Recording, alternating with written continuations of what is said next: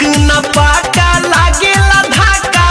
अच्छा तोहे मोड़ैया के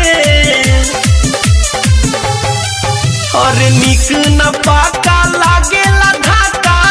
अच्छा तोहे मोड़ैया के हीरो से भी अच्छा ब्यूटी हीरो से भी अच्छा ब्यूटी बाटे हमारा सैया के हीरो से भी अच्छा ब्यूटी बाटे हमारा सैया के हीरो से भी अच्छा ब्यूटी बाटे हमारा मनीष रक्सौल।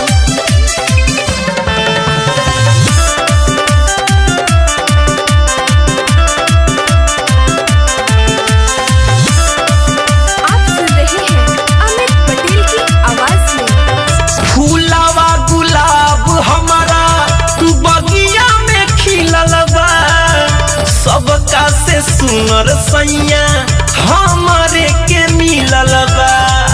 हमारे के मिलल है फूलावा गुलाब हमारा बगिया में खिलल बा सबका से सुनर सैया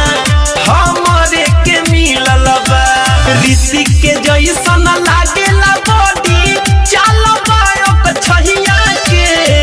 हीरो से भी अच्छा ब्यूटी हीरो से भी अच्छा ब्यूटी बाटे हमारा सैया के हीरो से भी अच्छा ब्यूटी बाटे हमारा सैया के हीरो से भी अच्छा ब्यूटी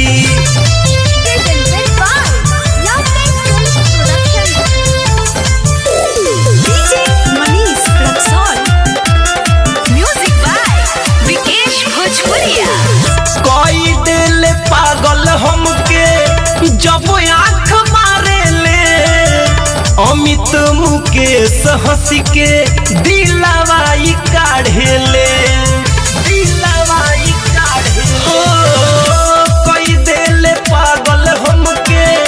जब आँख मारे ले अमित दिवाकर हमारा दिलवा के काढ़े ले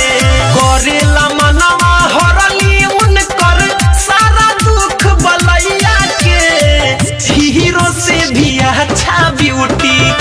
हीरो से भी अच्छा ब्यूटी बाटे हमारा सैया के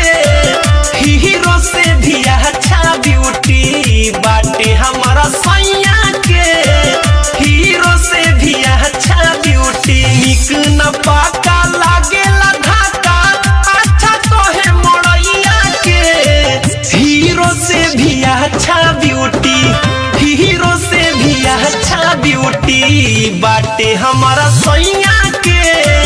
हीरो से भी अच्छा ब्यूटी बाटे हमारा